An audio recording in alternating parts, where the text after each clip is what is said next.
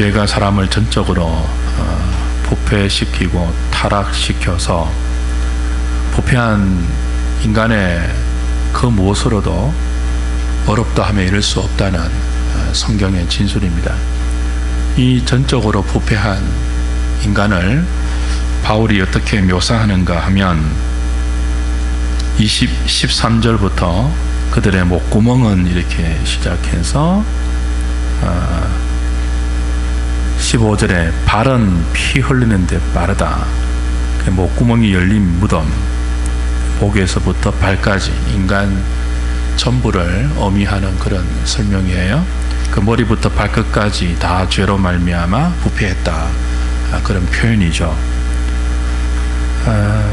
이런 머리부터 발끝까지 다 부패한 죄인이 의인은 없나니 하나도 없습니다. 이게 이제 인생의 실존이에요. 그러니까 하나님 앞에 범죄한 인생의 실존이 이래요. 하나님 앞에서 스스로 자기의 노력, 자기의 공로, 자기의 선을 내세워서 하나님이 어렵다 하시는 그 지점, 그 수준에 도달할 인생이 없는데 하나도 없어요. 불가능해요. 근데 이런 인생이 어렵다함을 얻는 하나님이 준비하신 방법이 있는데 21절이죠. 율법 외에 하나님의 한 의가 나타났으니 예수 그리스도를 믿는 믿음으로 어렵다함에 이르는 것이고, 이 믿음은 자랑할 수 없는 하나님의 은혜의 선물이다, 결과다. 그렇게 바울이 논리적으로 죄인된 인간에게 임하는 하나님의 구원을 설명하고 있어요. 도르트 신조 정리하는 시간인데요.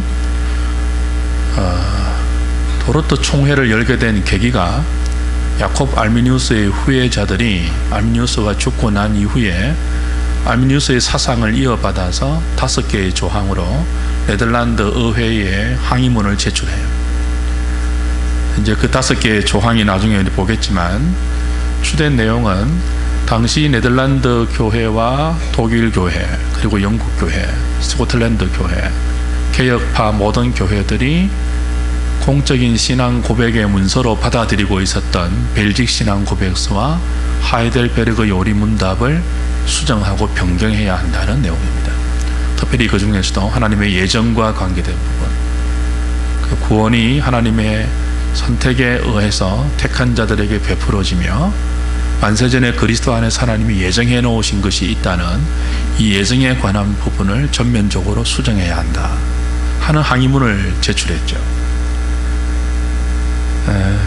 이 항의문의 주된 골자는 하나님의 주권적인 뜻에 의한 예정보다는 인간의 자유의지에 의한 구원을 강조하는 데 있습니다. 근데 이런 가르침이 의외로 교회 가운데 큰 파장을 일으켰어요. 그래서 교회 안에 혼란이 가중되자 마침내 네덜란드 의회는 공적 교회 회의를 통해서 이 문제를 토의하도록 했고 결론 짓기를 했죠. 그래서 도르트 총회가 열리는데요. 자, 이제 우리 유인물을 한번 보십시오. 그 도르트 총회에서 6개월간의 회의를 거쳐서 확립된 것이 도르트 신조입니다. 주로 구원에 관계된 성경의 교리인데요. 자, 1번 보십시오. 도르트 신조 공부를 정리하는 시간인데요. 정리하면서 첫 시간에 했던 신조의 이 신조의 역사적 배경을 다시 좀 기억할 필요가 있습니다. 알미니우스로부터 하나님의 주권에 의한 죄인의 구원을 반대하는 그런 가르침이 교회 안에 혼란을 가중시켰는데, 이 알미니우스에게 이런 사상을 전파한 사람이 거기 나오다시피 닉 코른헤르트라는 네덜란드 정부 관리예요.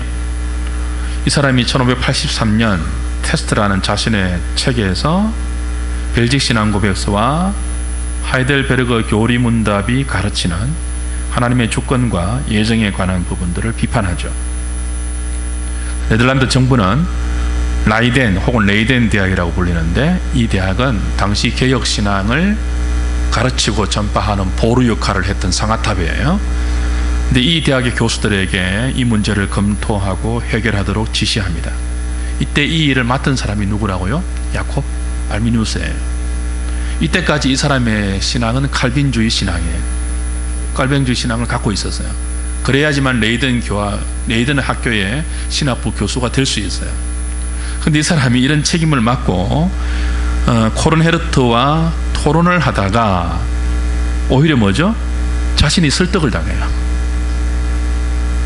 우리 자신이 가지고 있던 깔뱅주의 신앙에 대한 회의를 갖고 오히려 이 코른헤르트의 인본주의 신앙에 설득을 당하죠.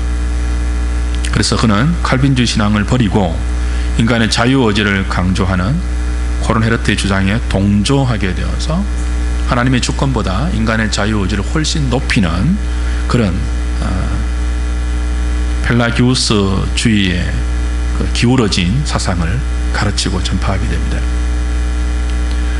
1609년 알미니우스가 죽고 1610년 바로 그 다음 해죠. 그를 따르던 목사 46명이 고우다라는 곳에 모여서 알미니우스의 신학적 주장들을 정리해서 항론이라는 5가지 항의문, 이 5가지 항의문의 조항은 첫 번째 조건적 선택, 두 번째 보편 속죄, 세 번째 부분 타락과 선행적 은총, 네 번째 저항할 수 있는 하나님의 은혜, 다섯 번째 성도의 견인 부정, 이런 항의문을 발표하면서 여기에 관계된 벨직 신앙 고백서와 하이델베르그 요리분답의 내용을 역시 서성 알미니우스처럼 수정, 삭제할 것을 요구합니다. 약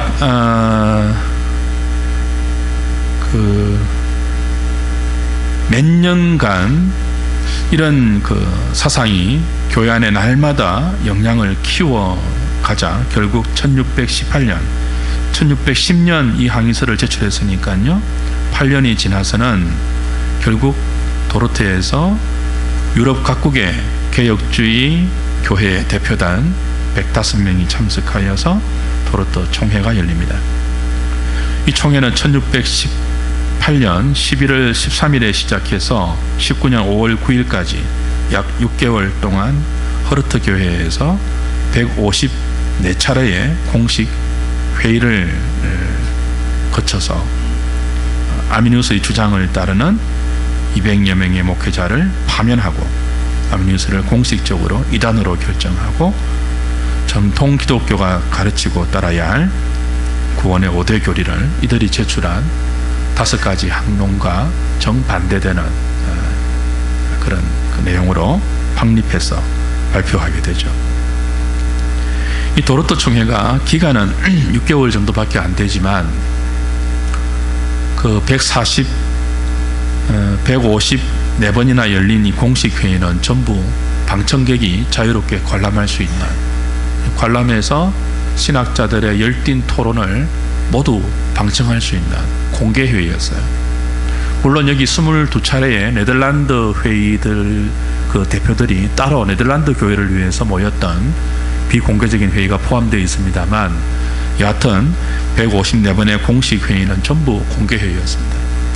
그 공개 회의를 통해서 학론파들이 무슨 주장을 하고 개혁교회 대표들이 이 주장을 성경적으로 어떻게 반박하는지 모든 방청객들이 다 볼 수 있는 그런 회의를 거쳐서 마침내 알미니우스주의가 이단으로 결정되고 그들의 사상과 정반대되는 깔뱅주의의 구원 교리가 성경적인 교리임을 교회 가운데 확립하게 된 거죠.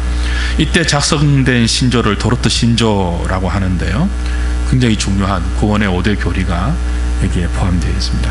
흔히 우리가 어떻게 부른다고요? 영어의 이니셜 첫 자를 따서 튤립 교리 혹은 깔뱅주의 5대 교리라고 부르는 거예요. 그 첫 번째가 무엇입니까? 전적 부패, total depravity, total depravity, 전적 부패. 두 번째는 뭐죠? unconditional election, 무조건적 선택. 세 번째는 뭡니까? limited atonement, 제한 속죄. 네 번째는 뭐죠? irresistible grace, 불가항력적인 은혜. 다섯 번째는 뭐죠? perseverance of the saints, 성도의 견인.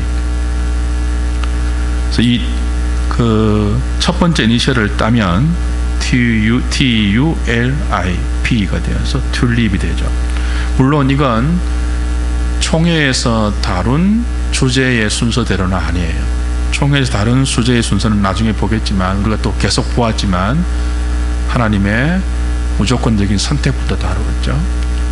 근데 왜 토탈 디파버리가 먼저 나오는가 하면, 이 학론파들이 인간의 전적 부패를 가장 부인하거든요. 인간의 전적 부패를 부인해야 무엇이 확보됩니까? 인간의 자유의지를 확보할 수 있어요. 그래서 학론파들의 주된 핵심이 자유의지를 강화하는 것인데, 그 자유의지를 강조하려면 전적으로 부패했다는 성경의 교리를 부정해야 돼요.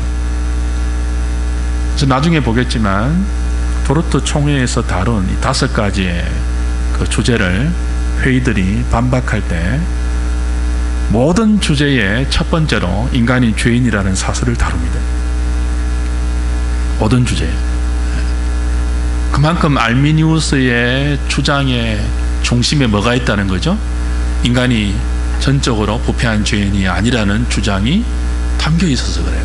거기서부터 그들의 모든 논리적인 그 요지가 이렇게 흘러나오거든요. 자, 두 번째 보십시오. 학론파와 도르트 신조의 논박은 어떤 싸움입니까? 하나님을 성경의 계시대로 믿을 것인지, 아니면 사람의 경험과 이해대로 믿을 것인지의 싸움이에요. 아미니우스 주의자들의 주장을 따르면 이들이 5가지 주장을 하지 않았습니까? 하나님은 인간을 선택했지만 무조건적으로 선택하지 않고 조건적으로 선택했다 그랬거든요. 무조건적인 선택이 뭐냐 하면 인간의 전적 부패가 전제된 거예요. 인간이 전적으로 부패해서 전부 구원에 이르지 못하는 그런 상태가 되었는데, 그런 상태에 있는 인간들 중에 하나님은 뭐예요? 무조건적으로 인간의 조건을 보지 않고 무조건적으로 그의 기쁘신 뜻을 따라서 그리스도 안에서 만세전에 선택했다는 거예요. 근데 아미누스는 뭐라고 해요? 이것을 조건적인 선택으로 바꿔요. 조건적인 선택이 뭐냐면, 무엇이 조건인가 하면 믿음이 조건이에요. 믿음이. 그러니까 하나님은 예지, 미리 누가 장차 믿을 것인지를 보시고 그 믿음을 조건으로 해서 선택했다는 거예요. 이걸 예지 예정이라고 해요. 그래서 조건적 선택이라고 하죠. 이렇게 조건적 선택을 주장하는 이유가 어디 있습니까? 믿음이 인간의 자유의지에 달려있다는 것을 강조하기 위해서예요. 여기에 대해서 도르트 총회에서 개혁교회를 대표했던 모든 신학자들이 주장한 것이 뭐예요? 그렇지 않다. 믿음은 인간의 의지의 산물이 아니고 모두가 전적으로 부패해서 죄인된 상태에서 하나님이 그의 기쁘신 뜻대로 인간의 조건과 상관없이 그의 기쁘신 뜻대로 선택했는데, 그 선택의 결과로 선택한 자에게 하나님이 중생의 은혜를 베푸셔서 성령을 통해서, 그죠? 은혜의 수단인 복음을 통하여 성령께서 인간을 거듭나게 하실 때 그 거듭남의 결과로 믿음이 주어진다고 설명을 한 거예요. 길게. 이걸 짧게 요약하면 뭐가 됩니까? 무조건적 선택이에요. 그래서 믿음은 무조건적인 하나님의 선택의 결과예요. 아미누스 주장은 뭐죠? 믿음은 선택의 원인이에요. 하나님이 누가 믿을지를 보시고 그 믿음을 조건으로 해서 선택했다는 거예요. 나중에 또 하죠. 이거 우리 몇 달 동안 계속 했잖아요. 그죠? 이거 이제 다시 정리하면서 기억하셔야 돼요. 우리에게는 믿음은 뭐라고? 우리의 의지에 산물 이전에 뭐예요? 하나님의 선택의 결과예요. 선택하신 자들에게 하나님이 불가항력적으로 성령의 은혜를 베푸셔서 거듭나게 하신 생명의 열매가 믿음이지, 죽어있는 우리 사람이, 죄와 허물로 죽어있는 우리 사람이 믿을 수 있는 어떤 능력이 남아있어서 우리의 지성과 감정과 의지를 스스로 발동해서 하나님을 선택한 것이 아니라는 거예요. 그래서 이건 성경을 하나님의 계시대로 믿을 것인지 아니면 사람의 경험과 이해대로 믿을 것인지의 싸움입니다.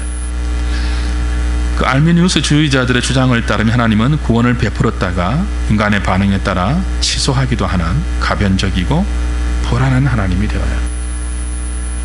미래를 사람의 행동 여부에 따라 수동적으로 이끌 수밖에 없는 전능하지 않는 하나님, 지혜가 부족한 하나님이 되고 마는 거죠. 사람이 자기의 자유 의지를 발동해서 어떻게 하는지에 따라서 하나님은 속수무책으로 그 사람의 결정을 따를 수밖에 없는, 사람에 이끌려 다니는 하나님이 될 수밖에 없어요. 근데 인간에게는 이런 하나님이 더 매력적이에요. 조종할 수 있거든요. 자신이 조종할 수 있거든요. 근데 인간에게 조종당하는 신이 맞습니까? 여러분 그런 하나님을 여러분의 구원자로 믿고 싶으세요? 그렇지 않죠? 이들은 하나님의 영원한 선택을 사람들이 이해할 수 있는 합리적인 수준으로 끌어내려 가변적인 선택으로 바꾸어 버립니다. 이들은 성경에 계시된 전능하시고 영원하시며 무한하신 하나님을 사람들의 삶과 이해 속에 존재하는 유한한 신으로 전락시켜 버립니다. 우리가 신학 서론할 때 여러분 배운 거 기억나십니까? 우리 신앙의 대상은 무한하신 하나님이에요. 신앙의 주체인 우리는 유한한 존재예요. 유한한 존재가 무한한 하나님을 다 이해할 수 없어요. 그게 신앙의 기본적인 전제예요. 그래서 유한한 존재가 무한한 신앙의 대상인 하나님을 믿기 위해서는 뭐가 필요했죠? 무한한 하나님인 자신이 유한한 우리에게 당신을 계시하시는, 열어서 알려주시고 보여주시는 계시가 없으면요 신앙이 존재할 수가 없어요. 신앙 자체가 성립할 수가 없어요. 그런데 알미니우스의 주장은 뭡니까? 이 무한한 하나님을 유한한 인간의 수준으로 전락시켜서 그 유한한 인간의 카테고리 안에 가둬 놓는 거죠. 이해될 수 있는 하나님으로 좁혀 놓는 거예요. 전락시켜 버리는 거예요. 세 번째 보실까요? 같이 한번 읽어보겠습니다. 시작. 이들의 주장을 성경으로 반박하고 성경적 구원의 교리를 확립한 도르트 신조의 의의를 필립 샤프는 이렇게 평가합니다. 도르트 총회는 개혁교회의 역사 중 유일하게 준세계교회 총회의 성격을 가진 회의다. 이런 점에서 도르트 총회는 웨스트민스터 총회보다 훨씬 더 중요한 의미를 가진다. 의리가 의미입니다. 왜냐하면 웨스트민스터 총회는 매우 중요한 교리적 표준 문서를 확립하고 제정하기는 했지만 그 참석자들이 영국과 스코틀랜드의 신학자들로 국한되어 있었던 반면 도르트 총회에 참석한 대표들은 유럽 각국, 네덜란드, 영국, 팔라디네이트, 헤센, 나산, 브레멘, 엠덴, 츄리히, 베른, 샤프하우젠, 제네바에서 파송된 탁월한 경건함과 학식을 가진 자들로 이들이 토론하고 확립한 회의는 사도시대 이후 어떠한 회의보다 뛰어났다. 필립 샤프의 평가예요. 필립 샤프는 교회 사가인데요. 그 도르트 총회는 개혁교회 역사 중에서 유일하게 준세계교회의 총회 성격을 가졌대요. 웨스트민스터 그 총회가 확립한 표준 문서들이 우리 장로교회가 공식적으로 받고 있는 문서들이잖아요. 웨스트민스터 신앙고백서, 대소요리 문답. 이거 다 우리 목사 안수하고 장로 안수하고 집사 안수할 때 다 이것에 근거해서 서약을 하거든요. 우리 장로교회 표준 문서예요. 굉장히 중요한 문서인데 이 중요한 문서가 웨스트민스터 총회에서 확립된단 말이에요. 그럼에도 불구하고 필립 샤프는 이 웨스트민스터 총회보다 도르트 총회가 훨씬 더 중요한 의미를 가진다고 했습니다. 왜냐하면 웨스트민스터 총회는 이미 우리 종교개혁사 할 때 배웠잖아요. 영국 교회와 스코틀랜드 두 교회의 총대만 참가했습니다. 그래서 이게 국지적인 종교회의였어요. 그러나 이 도르트 총회는 영국과 스코틀랜드만이 아니고 네덜란드, 독일, 스위스, 거기 제가 지명을 그 당시 지명 그대로 적었는데요. 팔라디네이트, 헤센, 나산, 브레멘, 엠덴 이 다 독일의 그 구독일의 지역들 아닙니까? 아직까지 요즘처럼 이 독일로 확장되지 않았던. 다 각기 독립되어 있던 그런 나라들, 그 나라들의 대표들이 다 참여한 거예요. 베른, 바젤, 샤파우젠, 제네바, 이 뭐 요즘 스위스에 관계된 지명들인데 당시 다 독립 국가들이었죠.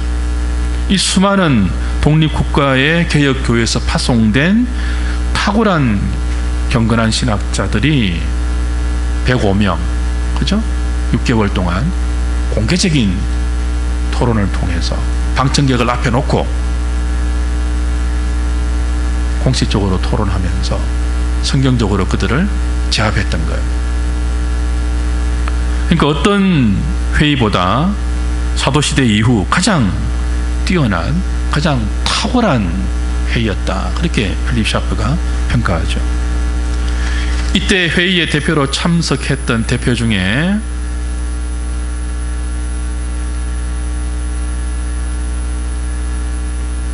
스위스 교회의 대표로 참석했던 브라이팅거는 이렇게 말했습니다. 154번의 회의 때마다 늘 성령께서 임재해 계신 것 같았다. 팔라티네이터, 독일 라인강 유역의 옛 독립국가였는데요, 대표였던 스쿨테투스는 자신이 도르트 총회의 대표가 된 것을 하나님께 감사하면서 어디 가서 이 회의를 언급할 때마다 어떻게 했다고요? 모자를 벗고 지극히 거룩한 총회였다, 그렇게 평가했어요. 심지어 자유로운 사상을 가진 가톨릭 역사가들까지도 도르트 회의를 극찬했습니다. 한 세기가 지난 뒤 뛰어난 화란의 사학자 감펜기우스 비트린가도 이렇게 말했죠. 이처럼 많은 지식이 한 곳에 모인 것은 예전에 없었던 일이다. 트렌트 회의도 이렇지 못했다. 그렇게 탁월한 신학자들이 탁월한 지성과 영성을 가지고 공개적으로 어떤 주제를 가지고 토론했던 교회 회의는 없었다는 거죠. 앞서 제가 소개했던 그 스위스 교회의 대표인 브라이팅거는 이 총회에 참석했던 네덜란드 대표들의 탁월한 신학적인 지식과 인품을 보면서 감탄을 금치 못했다고 해요. 각국에서 파견된 개혁교회의 정말 탁월한 신학자들, 목회자들이 치열한 회의를 통해서, 논의를 통해서 확립된 신조가 개혁주의 구원론의 기초가 되는 이 깔뱅주의 5대 교리, 튤립 교리라고 일컬어지는 도르트 신조라는 거예요. 소중한 개혁교회의 유산이죠. 우리가 잘 지키고 잘 전수해야 될 구원의 성경적 도리예요. 왜냐하면 이 시대에도 어떤 구원의 가르침이 팽배해 있다고요? 알미니우스적인 구원의 가르침이 현대 교회를 지배하고 있어요. 지배하고 있어요. 그냥 이렇게 그까지로 있는 것이 아니고 지배하고 있어요. 심지어는 우리 개혁 교파 안에도 뭡니까? 이 5포인트 교리가 아니고 이 중에 몇 가지를 스스로 포기하는 사람들이 늘어나는 것을 4포인트 칼빈주의 이런 말도 생겨나거든요. 3포인트 칼빈주의 이런 말도 생겨나거든요. 왜냐하면 이 시대가 지독한 인본주의 시대이기 때문에 하나님의 주권보다는 인간의 능력과 의지를 훨씬 더 소중하게 여기는 분위기라서 그래요. 근데 이 하나님의 주권을 강조하면 인간의 의지를 무시하는 게 아니거든요. 오해이거든요. 정말 인간의 자유의지를 제대로 평가받고 싶으면 그 인간의 자유의지가 하나님의 위대한 섭리 아래 있을 때 이 자유가 참된 자유가 되어요. 그렇지 않으면 루트가 말한 것처럼 인간의 자유의지는 기껏 노예의지에 불과해요. 네 번째 보십시오. 도르트 신조의 5가지 항목을 당시 학론파들이 제출했던 순서대로 살피면 다음과 같습니다. 자, 제1조항에서는 무엇을 다루었죠? 조건 선택을 다루었는데 다른 말로는요, 예지예정이라고 해요. 이것을 학론파들이 주장했어요. 이들의 주장은 하나님은 개인의 믿음 여부를 미리 아시고 혹은 미리 보시고 선택을 결정하신다, 그런 주장이에요. 개인의 믿음이 하나님의 선택의 원인과 조건이 되는 거죠. 이들은 이 조항을 선택과 유기의 원인이라고 그 도르트 총회에서 제목을 붙여서 총회는 어떻게 신조의 첫 번째 조항을 결론 지었습니까? 조건적 선택이 아니고 뭐라고요? unconditional election이라고, 무조건적 선택이라고, 절대적 예정이라고 확립을 했죠. 그래서 믿음은 선택의 목적이고 결과이지 믿음이 선택의 원인이나 조건이 아니다. 그렇게 확립을 했습니다. 두 번째 조항이 뭡니까? 학론파들이 뭐라고 주장을 했죠?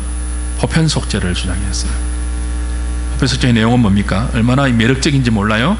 그리스도가 모든 인류를 속죄하고 구원하기 위해서 죽으셨지만 그 그리스도의 대속의 죽음을 받아들일지 거부할지는 누구한테 달려 있다고요?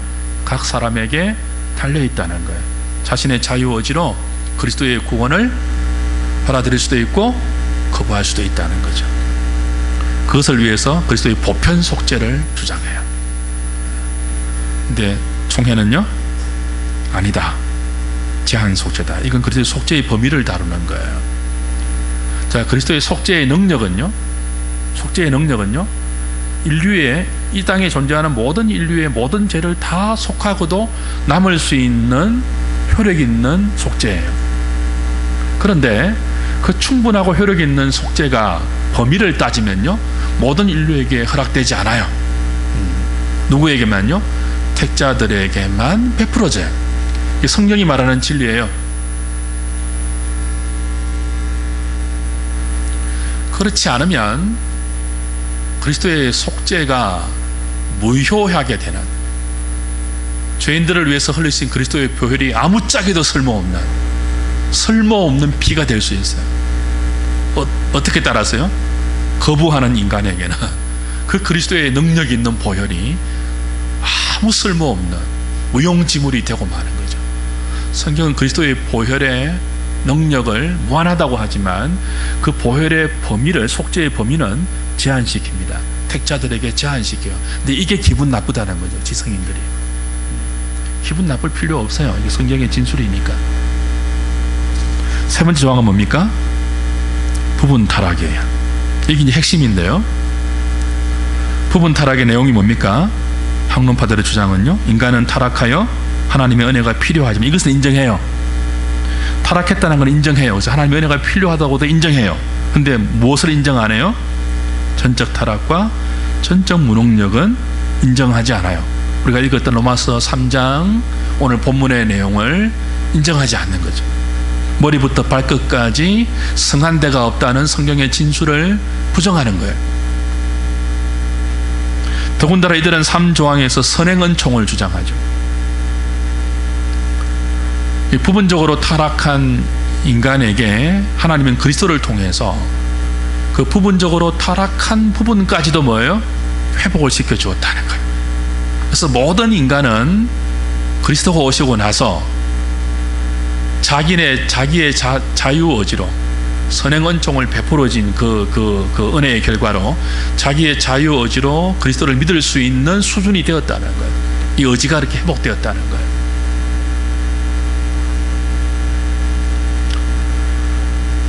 근데 인간을 구원하는 능력은요, 하나님의 은혜는요, 선행은총이 아니고 특별한 은총입니다. 성경 그렇게 말해요. 모든 사람에게 은총을 선행적으로 베풀어 놓고 그 은혜에 기반해서 너희들이 구원을 선택해, 이게 아니고, 구원의 은총은 모든 부패한 죄인들 가운데 하나님의 기쁘신 뜻대로 택한 자들에게 하나님이 특별한 은총을 베풀어요. 이 특별한 은총이 뭐냐 하면 불가항력적인 은혜예요. 성령의 중생케 하는 능력이죠. 속지 아니하는 씨로 허물과 죄로 죽었던 사람들의 영혼을 거듭나게 하는 특별한 은혜이지, 선행 은총을 일반적으로 베풀어 놓고 그 일반적인 은총을 사람의 선택에 맡겨놓는 그런 은혜가 아니라는 거예요. 이해되십니까 이거? 선행 은혜와 특별 은혜의 차이예요. 선행 은총은 일반적인 은총의 범위에 속하여 있습니다. 모든 인생에게 은혜를 하나님이 선행적으로 그리스도를 통해서 베풀어서 인간의 자유의지를 회복시켜 놓았다는 거예요. 그 회복시켜 놓은 인간은 자연적인 상태에서 자연적인 그 은혜만으로, 이성의 은혜만으로도 하나님을 믿을지 안 믿을지 자신이 선택할 수 있다는 거예요. 근데 성경 그렇게 말하지 않고 구원의 은총은 언제나 특별한 은총이라고 가르치거든요. 하나님의 능력이 아니면 도무지 구원에 이를 수 없는 인간이고, 그런 인생에게 베풀어지는 은총은 일반적이고 자연적인 은총이 아니고 하나님의 모든 능력을 동원하고 모든 지혜와 모든 열심을 동원해서 우리에게 베푸신, 우리가 그래서 한거할 수 없는 특별한 은혜라고 가르치고 있는 것입니다. 저와 여러분들은 그 특별한 은총으로 구원받은 사람들이에요.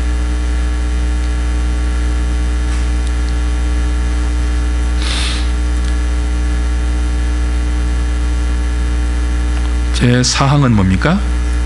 가항적 은혜예요.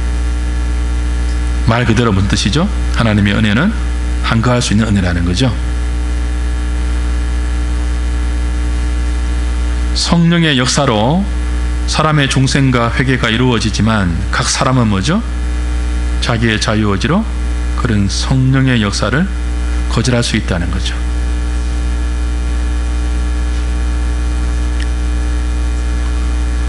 도로도 총회는 그렇지 않다.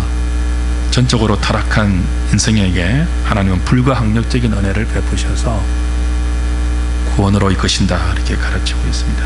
제5조항은 뭡니까? 성도의 조건적인 견인입니다. 자, 이렇게 다 정리하셔야 돼요. 이제 마지막이니까요. 한번 믿었다고 계속 믿음의 자리에 머물러 있는 것이 아니고 믿음의 자리에서 떨어져 나가 구원을 상실할 수도 있다. 이게 학론파들의 주장이에요. 총회의 결정은요, 아니다. 하나님께서 시작하신 구원의 착한 일은 그의 날까지 그리스도가 끝까지 지키고 이루어내셔서 마침내 점도 없이 흠도 없이 티나 주름도 없이 영광의 자유에 이르는 그날까지 하나님이 붙드시고 지키셔서 구원을 이루어내신다라고 성도의 조건적 견인이 아니고 성도의 견인을 이야기하죠. 자, 여러분, 이 두 가지를 비교해 보면 현대교회가 또 여러분의 신앙이 어디에 많이 물들어 있다고 느낄 수 있습니까? 학론파들의 주장에 많이 물들어 있음을 느끼셔야 돼요. 느끼셔야 돼요. 저와 여러분들이 믿고 있는 이 교단은, 이 장로교단은 알미우스의 주장을 거부하고, 그렇죠? 이 도르트 신조와 하이델베르그 요리문답과 미틀 신앙 고백서 위에 성경의 진술을 요약해서 가르침을 받고 있는 교단이에요. 장로교단에 속한 장로교인이라면 이 정도는 알고 계셔야 돼요. 구분할 수 있어야 돼요. 물론 저는 그래요. 저는 알미니우스주의자들에게도 구원이 있다고 저는 믿어요. 예수님만 믿으면, 성경이 말하는 대로 구원자를 믿으면 구원을 받죠. 그런데 그때는 이 사조를 이단으로 정죄했거든요. 저는 그럴 마음은 없어요.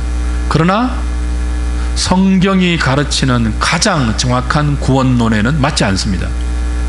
이렇게 믿으면 신앙생활을 제대로 못하고 율법주의에 빠질 가능성이 농후해요. 왜냐하면 자기 자유의지를 강조하잖아요. 자기 자유의지로 끝까지 남아있어야 되고, 자기 자유의지로 그리스도를 선택해야 되고, 자기 의지로 열심을 내면 그 자기 의지로 낸 믿음과 견인과 인내는 다 하나님께 공로가 되어서 그 공로를 조건으로 내걸면서 보상을 요구한다. 그런 신앙이 얼마나 위험합니까? 겉으로는 열심을 내는 것처럼 보여도 아까 우리 로마서 8장에서 본 것처럼 자기의 구원을 자랑하게 됩니다. 자기의 행위를 자랑하게 돼요.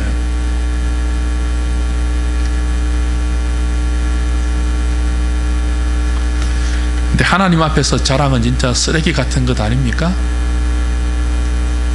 여러분이 언제 가장 화가 나던가요? 여러분 앞에서 눈치 없는 사람들이 자꾸 자랑할 때 아닙니까?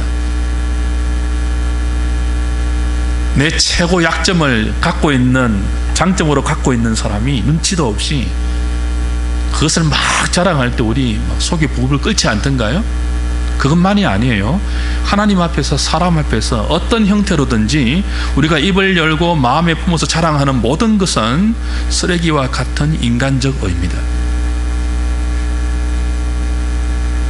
근데 이 아미누스 신앙이 인간의 자랑을 고치하는 형태예요. 신앙 형태 자체가. 개혁주의 신앙은요, 그 모든 인간의 자랑을 다 십자가 밑에 파묻고 오직 그리스도만 자랑하게 만드는 신앙 형태이고요. 이 두 가지 형태 속에서 우리는 이 장로교 신앙 형태에 속해 있는 사람이니까 인간의 자랑을 자꾸 부추기는 이런 신앙의 형태를 경계할 필요가 있다는 거죠. 자, 마지막 보십시오. 5번째, 제가 만들어 놓은 표가 좀 긴데요, 이건 진짜 도르트 총회의, 도르트 신조의 5가지, 세 번째, 네 번째 조항은 두 조항을 한꺼번에 묶은 거예요. 묶은 건데 다 정리해 놓은 것입니다. 18조항까지 가는 것이 있고, 2조항은 9조항까지 있었죠. 3, 4조항은 17조항까지 있었고요. 5조항 성도의 견인은 15항목까지 있어서 각각 이렇게 학론파의 5가지 항의를 뒤집어 엎고, 성경적으로 뒤집어 엎고 성경적인 구원의 도리를 확립한 거예요. 요약해 놓은 것이고요. 나중에 집에 가셔서 읽어보시면 됩니다. 한 가지 알 수 있는 것은, 기억해야 될 것은 6번째입니다. 위에 표에서 드러나듯이 도르트 신조 각 조항 전부 사람의 죄로 인한 타락부터 다루어요. 하나님의 선택을 다룰 때도 선택을 먼저 다루지 않고 죄로 인한 타락과 무능력한 인간의 상태와 그런 인간을 위해서 하나님이 마련하신 복음과 하나님께서 그 복음을 전파하기 위해서 복음 전파자들을 보내시는 것, 이것을 공통적으로 표현은 다르지만 다 전반부에 배치해요. 선택과 유기에서도 그리스도의 죽음과 이로 인한 구속, 제한 속죄이냐 보편 속죄의 논쟁에서도, 그리고 부분 타락과 전적 타락의 논쟁과 그 불가항력적인 은혜와 가항적인 은혜의 이 논쟁에서도 전부 인간의 전적 타락을 먼저 내세워요. 성도의 견인도 마찬가지죠. 왜냐하면 말씀드린 것대로 학론파들의 주장의 핵심이 인간의 부분 타락이라는 교리에 있기 때문에 도르트 신조는 5항목 전체에 걸쳐서 모든 주제의 서론으로 인간은 죄로 말미암아 전적으로 부패했고, 이런 죄인된 인간에게 하나님이 마련하신 복음의 방식이 뭐며, 그 하나님께서 은혜의 수단을 통해서 택한 자를 구원하실 때 어떻게 하시는가 하는 것들을 공통적으로 서술하면서 각기 주제의 내용을 다루고 있습니다.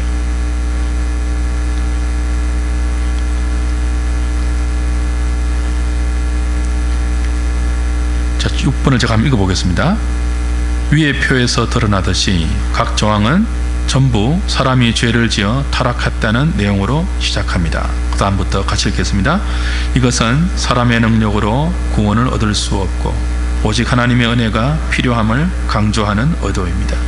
이어 그 죄와 죄가 불러온 저주와 심판의 문제를 해결하기 위해 예수 그리스도가 십자가에 못 박혀 죽었다는 복음을 말합니다. 그리고 이 복음이 전파자를 통해 전파되었다고 말합니다. 특별히 3, 4장 17항과 5장 14항은 복음과 성례라는 은혜의 수단을 언급합니다. 도르트 신조는 예정의 수동성을 비난하는 학문파들에게 하나님께서 택한 자들을 기계적으로 부르시지도 않고 반드시 은혜의 수단을 통해 부르시고 양육하신다고 강조합니다. 또한 신조는 사람의 전적 부패와 하나님의 전적 은혜를 말하며 하나님의 은혜에 풍성히 거하기 위해 은혜의 수단을 열심히 사용할 것을 당부합니다. 그리고 신조는 각 장의 마지막 항에서 하나님의 큰 뜻을 알지 못하는 자들은 이런 교리들을 불평과 의심으로 대하지만 하나님의 큰 뜻을 알게 된 자들은 이 교리를 겸손과 감사와 찬양과 영광 돌림으로 받아들여야 한다고 마무리합니다. 그렇죠. 학론파들의 가장 큰 공격 가운데 하나가 하나님의 택하심과 주권과 예정을 강조하면 인간이 게을러진다는 공격이에요. 그러면 우리는 뭐 가만히 있어도 되겠네. 그래서 이 갈뱅주의를 가르치면 신자들이 게을러지고 영적 무력감에 빠지고 나태해지고 그렇기 때문에 이 갈뱅주의 교리를 사탄의 교리라고 이들이 공격했습니다. 비난했습니다. 절대로 가르쳐서는 안 된다고 했는데 철저한 무지이죠. 예정 교리에 대한 철저한 무지이고 오해예요. 신조는 뭐라고 강조합니까? 아니다. 하나님의 예정은 택한 자들에게 베풀어 주신 구원은 기계적이지 않다. 우리는 뭐 가만히 있어도 다 알아서 하시는 그런 기계적인 구원이 아니고 그런 기계적인 선택과 예정이 아니고 철저하게 인격적이어서 은혜의 수단을 통해서 펼쳐지고 역사 가운데 발화된다. 그렇게 가르쳐요. 그 은혜의 수단을 하나님께서 그죠? 교회 가운데 말씀과 복음 전파와 성례라는 수단으로 제정해 주셨고 교회가 그 은혜의 수단을 부지런히 사람들에게 전파할 때 그 전파된 은혜의 수단을 통해서 뭐예요? 택한 자들이 성령의 불가항력적인 은혜로 말미암아 거듭나게 되고 믿음을 갖게 되고 회심하게 되어 하나님을 신앙하게 된다는 거예요. 그리고 그렇게 거듭난 자들도 뭐예요? 그 믿음이 자라기 위해서는 가만히 있어서 되는 것이 아니고 뭐죠? 부지런히 은혜의 방편들을 교회를 통하여 사용하고 연습하고 훈련해야 한다고 강조해요. 뭘 방지하기 위해서죠? 학론파들의 오해로 말미암는 공격과 비난에 방어하기 위함이죠. 그리고 이건 성경의 가르침이기도 합니다. 우리가 예정받았다고 선택받았다고 누가 선택받는지 누가 어떻게 합니까? 가만히 앉아있어도 하나님이 알아서 불러냅니까? 그런 식의 사고 자체가 뭐라고 했죠? 비중생자의 사고예요. 그래서 이 마지막에는 어떻게 마무리됩니까? 이 교리를, 이 신조를 하나님의 큰 뜻으로 받아들이는 사람은 이 교리를 감사와 찬양과 노래로 이렇게 받아들이지 불평하고 의심하고 원망하는 태도로 이 신조를 대할 수 없다는 거죠. 여러분 이제 그 도르토 신조를 마치면서 30번을 나누어서 공부를 했는데 30번째 다 교재가 있으니까 집에 가셔서 생각날 때마다 복습하시고 공부하시는 그런 저와 여러분 되면 좋겠습니다. 435장 찬송하겠습니다.